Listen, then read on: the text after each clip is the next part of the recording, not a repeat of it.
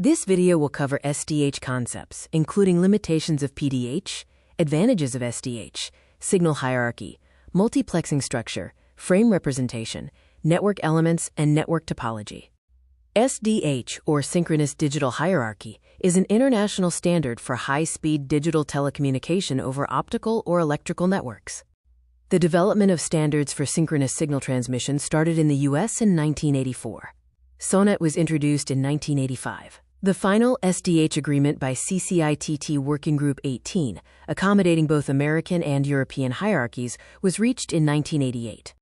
Limitations of PDH included non-standard experiences with 3 different hierarchies, point-to-point transmission requirements, and manual network management and maintenance. SDH offers advantages like simplified architecture, compatibility with existing and future signals, improved service quality, advanced network management, network survivability, dynamic capacity management, and multi-vendor networking. PDH had different hierarchies for Europe, USA, and Japan with varying bit rates. For example, Europe's highest rate was 139.264 megabits per second, while the USA's was 274.176 megabits per second, and Japan's was 97.728 megabits per second. SDH and SONET bit rates are related. For instance, STM1 in SDH is equivalent to OC3 in SONET, both at 155.52 megabits per second. Higher order bit rates are multiples of the lower order rates. The bit rate of STM1 is calculated based on its frame structure, 9 rows by 270 columns of bytes. This results in 155.520 megabits per second. The bit rate for STMN is n times 155.520 megabits per second. The generalized multiplexing structure involves multiple containers, virtual containers, tributary units, and administrative units that build up to the STMN signal. A reduced SDH multiplexing structure shows how signals like 140 megabits per second, 34 megabits per second, and 2 megabits per second are mapped into containers and virtual containers leading up to the STMN.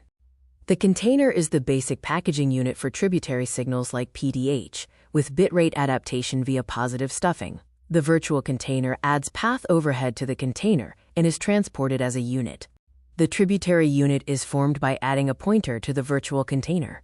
The administrative unit is shaped by allocating a pointer to a higher-order virtual container. The STM1 is formed by adding section overhead to the administrative units. The STM frame is composed of 9 rows and 270 columns of bytes. This includes regenerator section overhead, multiplex section overhead, AU pointer, and the payload. The total frame capacity is 155.520 megabits per second, with a repetition time of 125 microseconds. The STM frame can be conceptualized as a truck, where the payload carries the information and the overhead provides necessary control and management data. The multiplexing principle involves mapping signals into different container levels, such as C4, C3, and C1, which are the basic packaging units. Tributary units and administrative units are formed by adding path overhead and a pointer to the container, enabling adaptation between layers. The pointer indicates the offset of a virtual container. STM1 is formed from container 4 by adding path overhead, a pointer to create the administrative unit, and finally, section overhead. STM1 can also be formed from lower-level containers like Container 1, which are aggregated into tributary unit groups and then combined with section overhead. The multiplexing process shows the progression from Container 4 to STM1 by successively adding path overhead, a pointer, and section overhead. Multiplexing from Container 3 involves aggregating it into Tributary Unit Group 3 and then combining it with section overhead to form the STM1. Multiplexing from C4 goes through the steps. C4 becomes VC4 with path overhead, which becomes AU4 with a pointer. And finally, August becomes STM1 with section overhead.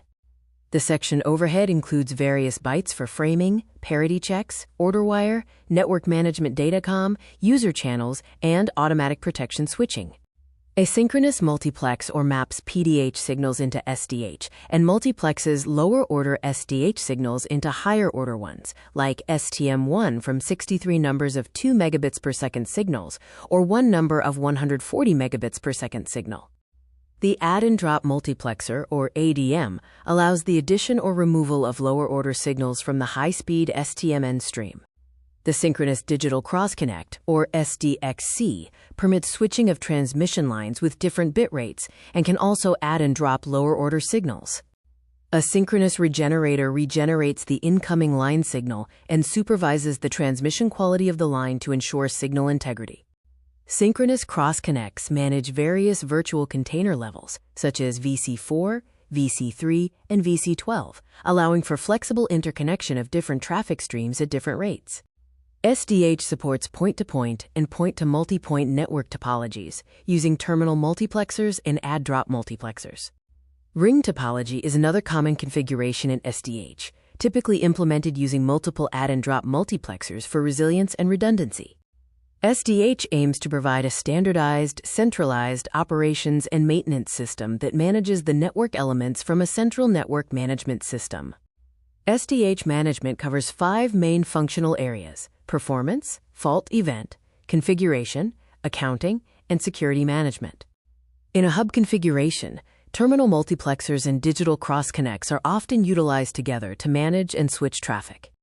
SDH rates like STM1, STM4, and STM16 are typically used for local, regional, and major trunk routes, respectively, aligning with capacity needs. Thank you for watching. Please subscribe my channel for more classes.